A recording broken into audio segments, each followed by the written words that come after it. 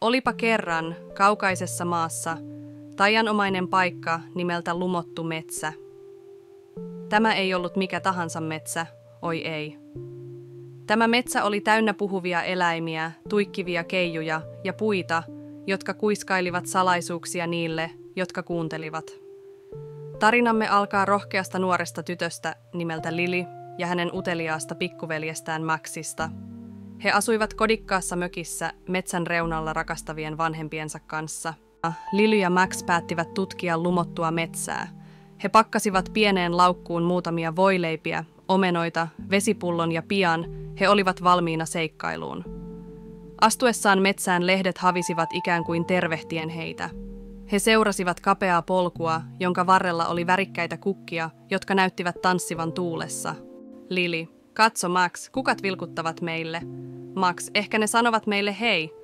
Kun he seikkailivat syvemmälle metsään, he kuulivat rapinaa pensaan takaa. Sieltä pomppasi esiin ystävällinen orava nimeltä Olli. Olli, hei vaan, olen Olli orava, oletteko täällä seikkailun perässä? Lily, hei Olli. Kyllä, olemme. Tiedätkö jotain jännittäviä paikkoja, joissa voisimme vierailla? Olli, seuratkaa minua. Näytän teille tien suurelle tammipuulle. Se on metsän vanhin puu ja kätkee sisälleen monia salaisuuksia. Lily ja Max seurasivat Ollia, ihaillen metsän kauneutta. Matkan varrella he tapasivat viisaan vanhan pöllön nimeltä Oskari ja ilkikurisen kanin nimeltä Vinku. Oskari, tervetuloa lapset. Lumottu metsä on täynnä ihmeitä. Pitäkää silmänne ja korvanne auki. Vinku, ja varokaa ovelia keijuja. Ne rakastavat tehdä kepposia uusille tulokkaille. Lopulta he saapuivat suuren tammipuun luo. Se oli valtava ja sen oksat näyttivät koskettavan taivasta. Puun juurella he löysivät pienen, hohtavan oven. Max. Vau, katso tuota ovea. Voimmeko mennä sisään? Olli. Totta kai, mutta olkaa varovaisia, se on taianomainen paikka. Syvään hengittäen Lily ja Max avasivat oven ja astuivat sisään. He löysivät itsensä kodikkaasta huoneesta, joka oli täynnä tuikkivia valoja ja vanhoja kirjoja hyllyillä.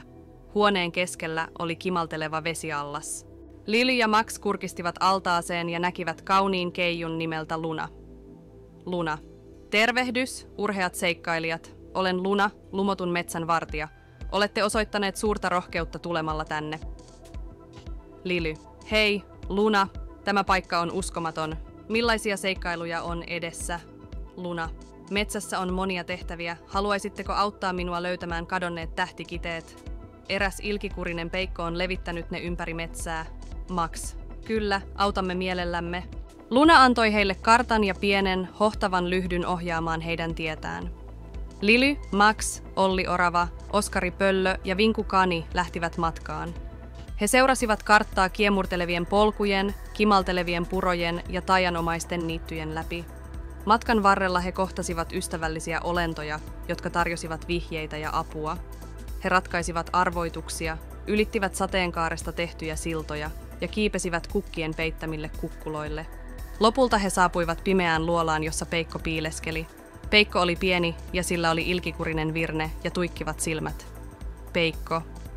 Jaahas, löysitte minut, mutta ette koskaan löydä tähtikiteitä. Lily. Älä ole niin varma, me löydämme ne ystäviemme avulla. Päättäväisinä Lily ja Max kävivät läpi kaikki luolan onkalot.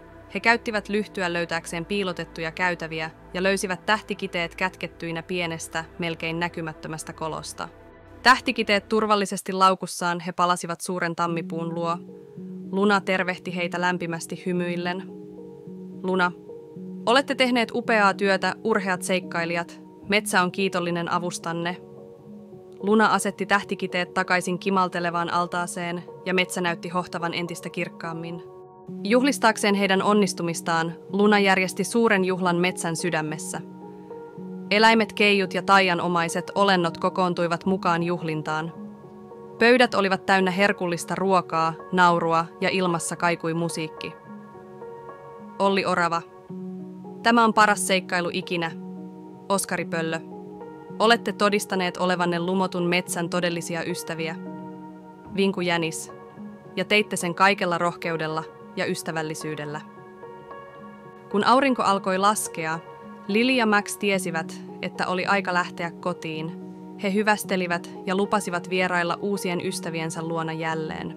Lily: kiitos kaikille upeasta seikkailusta. Max: emme koskaan unohda tätä päivää. Iloisin mielin ja muistot taianomaisesta seikkailustaan sydämessään Lily ja Max kävelivät takaisin kodikkaaseen mökkiinsä. Tähdet tuikkivat taivaalla ja metsä kuiskasi hyvää yötä. He kiipesivät sänkyihinsä uneksien ihanista ystävistään ja jännittävistä seikkailuista, jotka heitä odottaisivat. Ja niin, Lily ja Max nukahtivat tietäen, että lumottu metsä olisi aina siellä, odottamassa heidän seuraavaa seikkailuaan.